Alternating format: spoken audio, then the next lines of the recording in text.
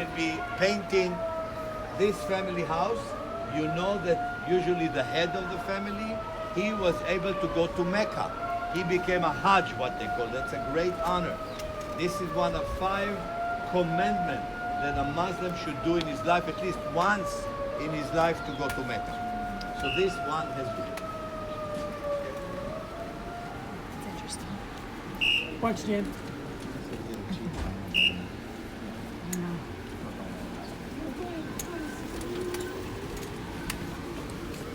Let's stay together, guys.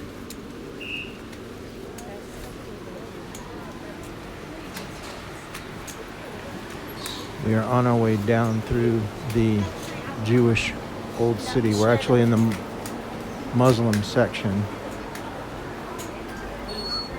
We are going to the place where Jesus was judged by the High Council.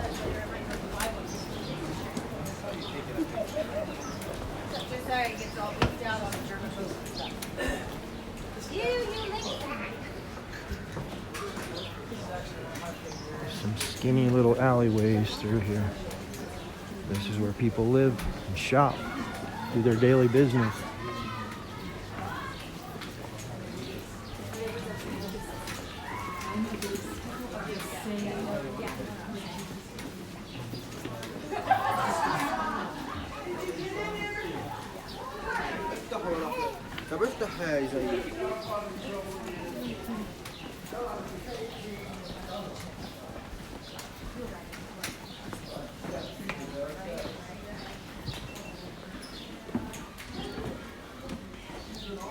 Keep going. Pushing everybody along. You can. Watch your step, Jason. Yep. I fixed my camera, so it's now camera. It was Facebook. Okay, watch yourself. Ramp on the left, steps on the right.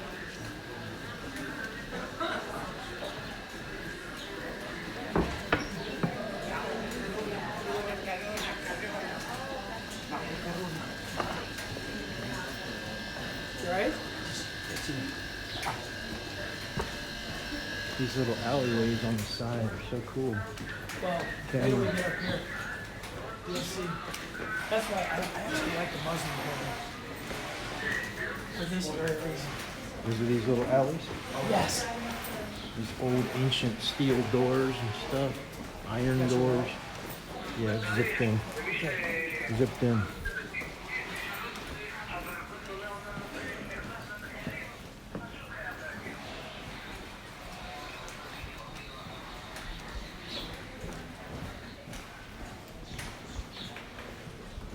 Somebody's home up Keep there. going, guys.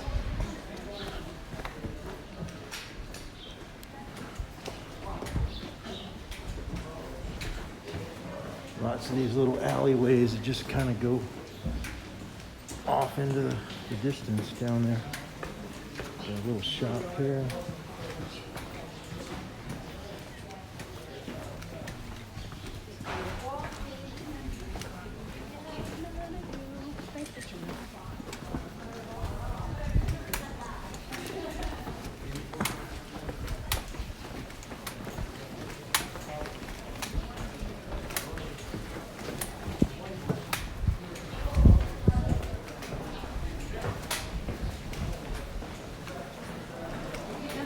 Just switch sides where the ramp is. I'm switching. It's easier to walk in the ramp. I know. That's what I said. See this front But door it's hard there. to walk downhill.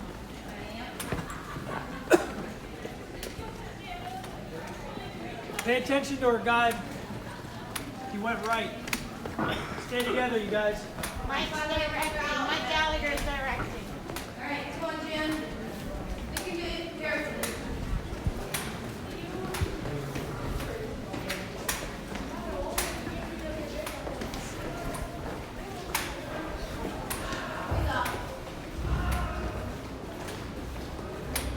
As I said, we're in the Muslim quarters. Good job. You did a good job. We continue to ascend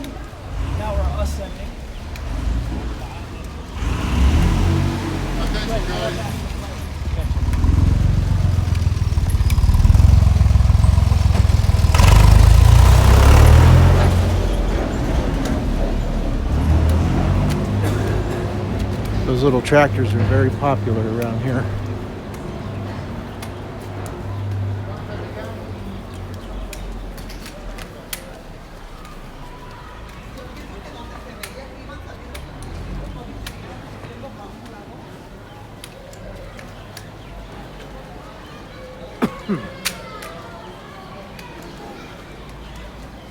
Yes, there are little doorways tucked up into these alleys and steel doors in the face of the rock, and they're all people's homes and businesses up in here. Jan, be careful. Jan, to one side.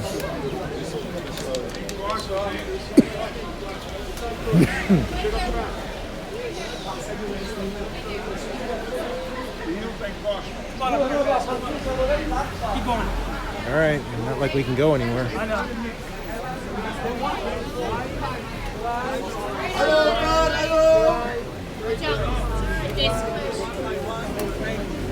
Can't go anywhere.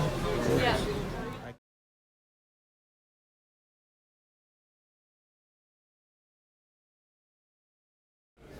All right, we're out of the traffic jam and moving again. Where did my group go? That's not John Davis. Where did my group go? Grand. I don't like not knowing where my group is. I don't see anyone. Really?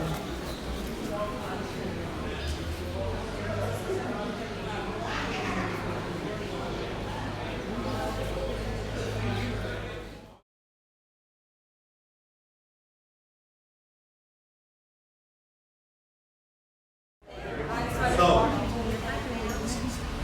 this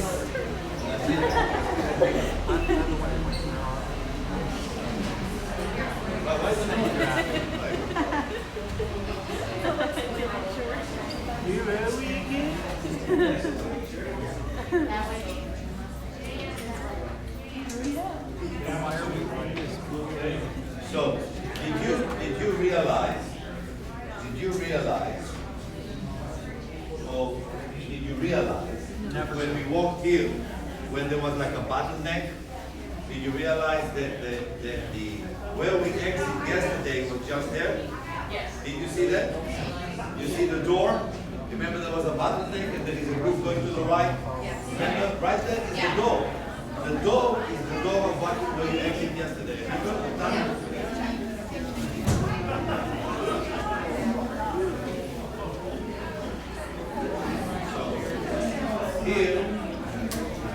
Here we want to talk about Jesus' judgment by the Roman authorities. Pontius Pilate.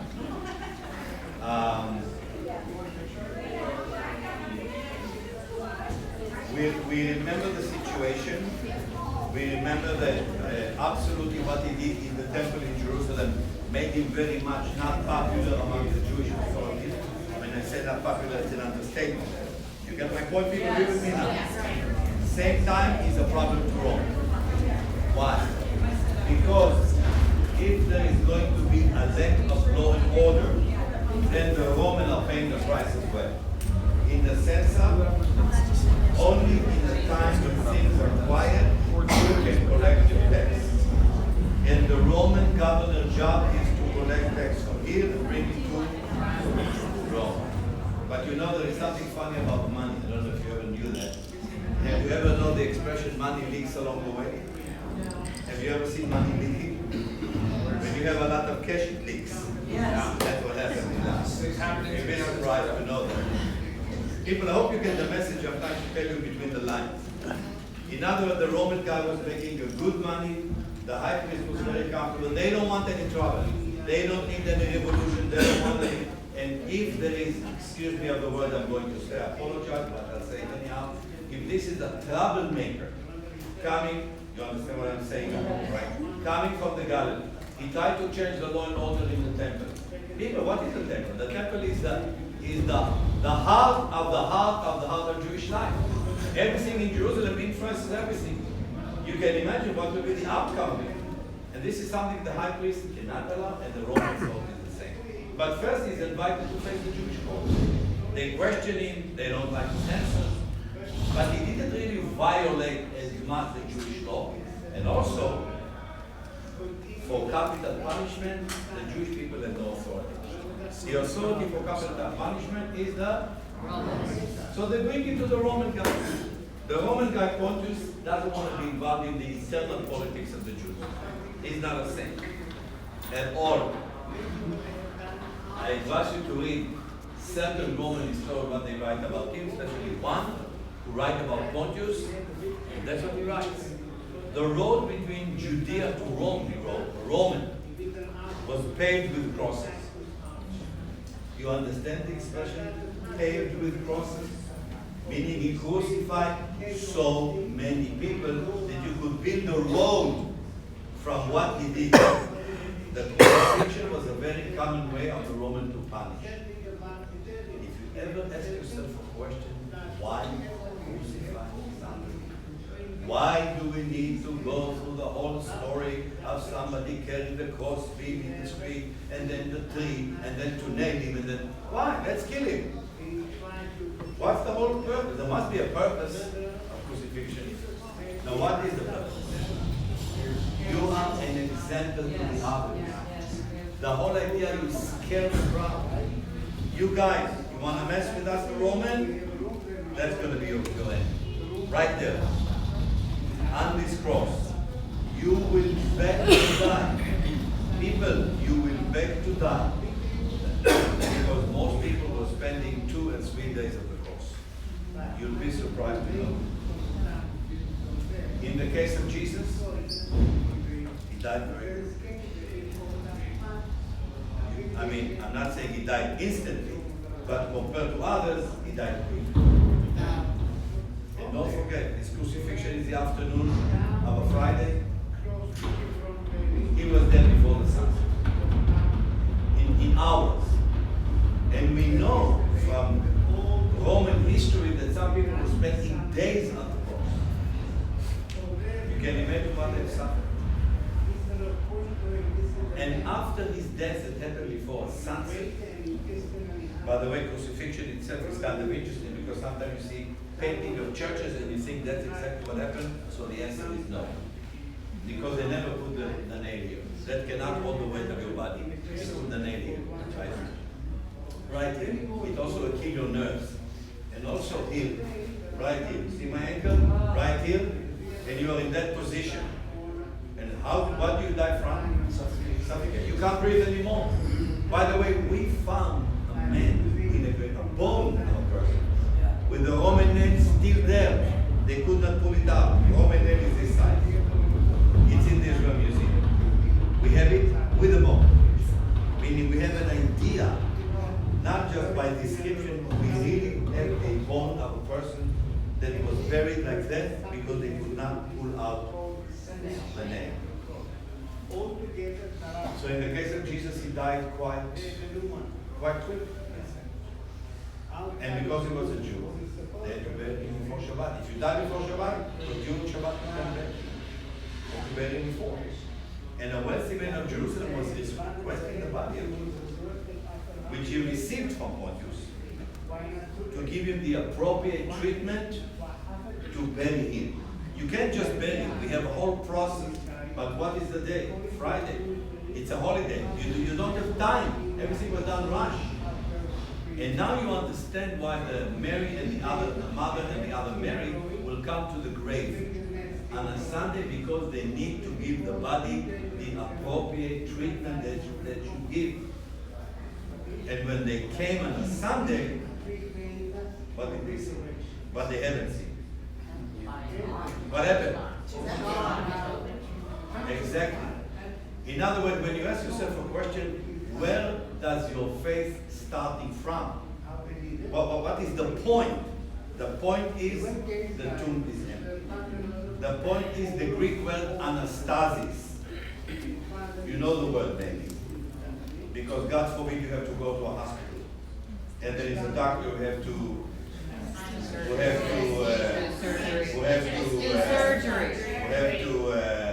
Operate. no, he's not operating.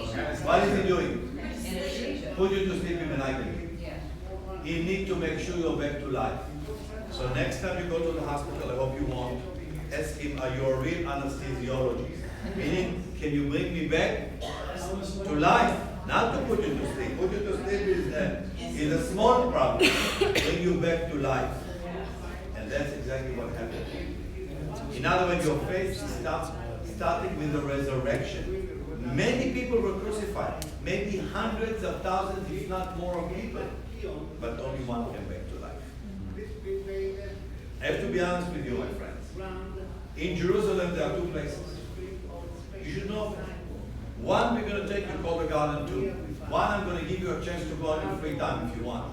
It's called the Church of the Holy Grave, which is mostly followed by Roman Catholic, Coptic, Greek Orthodox, Armenian, etc. What more the Orthodox branch of Christianity. I have a very good friend in Louisiana. He's a pastor. And he says to me, Moshe, to me, it's not important. To me, to him, I mean. Where it is. Why? Because the tomb is empty. And he lives in my heart. And that's what you need to remember. And again, of course, there's archaeology. And by the way, Pastor Dave and Pastor Chad, just to let you know, and all of you guys, nobody on earth, if he wants to be honest, can tell you where is exactly happening. Is it maybe the Church of the Holy Sepulchre, like Queen Helen said? That's her idea? Or it's the British General Gordon? We will take you because you're going to have communion, but 100%, I have to be honest with you, nobody knows. You should live with the thought and with the knowledge that the tomb is empty. And I'm sure he lives in you. And that's what you do. We are here in the very place which is a convent. Sisters of Zion Convent. That's the place. And if you're wondering where you are, especially after you did the tunnel, we are actually here in the inner courtyard. You remember the Temple Mount? Remember we walked here? This here is the Fortress Antonia. You are above the inner courtyard of this fortress. You are above it. This is where you are. You see that? You see this thing? This is the fortress called Antonia, named after Mark Antony. You know the name? You all seen it? Yes? Mark Antony meaning Marcus Antonius.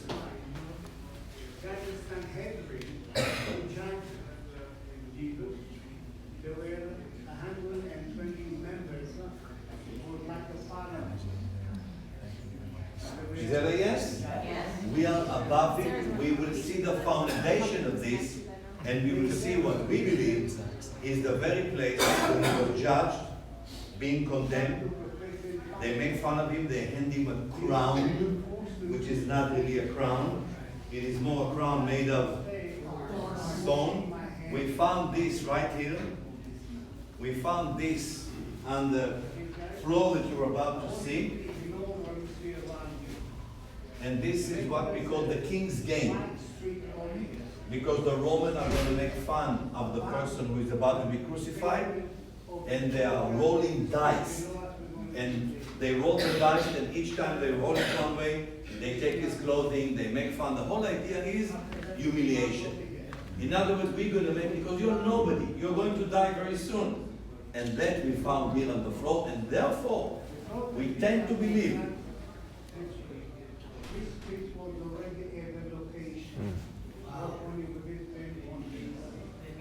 And remember the word, tend to believe that we are in the right place of his judgment, in the place that was called Gabata, or Lysistratos, which is Greek for the stone pavement. And you will see that very place.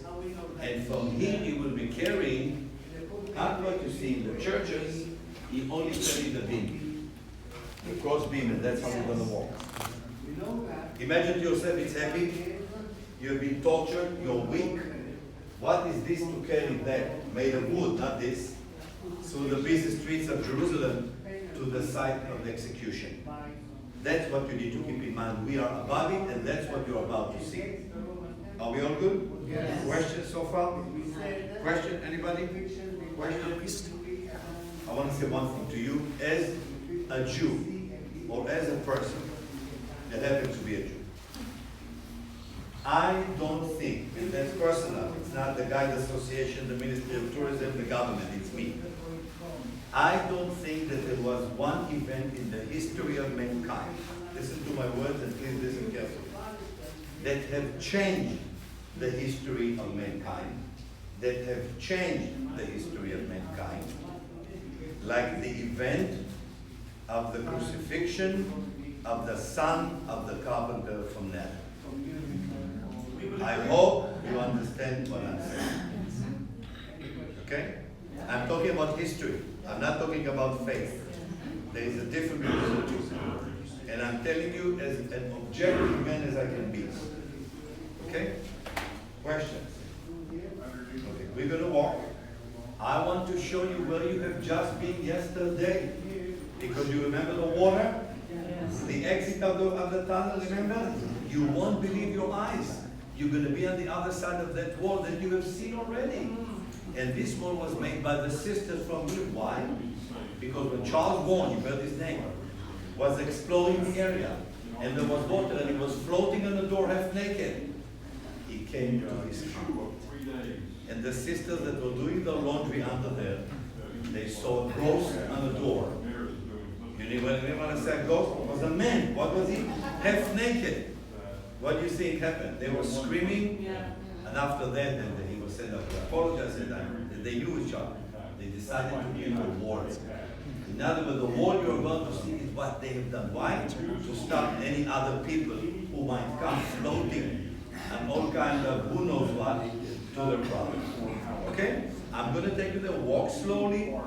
Remember where you have been yesterday, and then I will show you the place of the judges. People, it's all good? All good? Yes. Okay.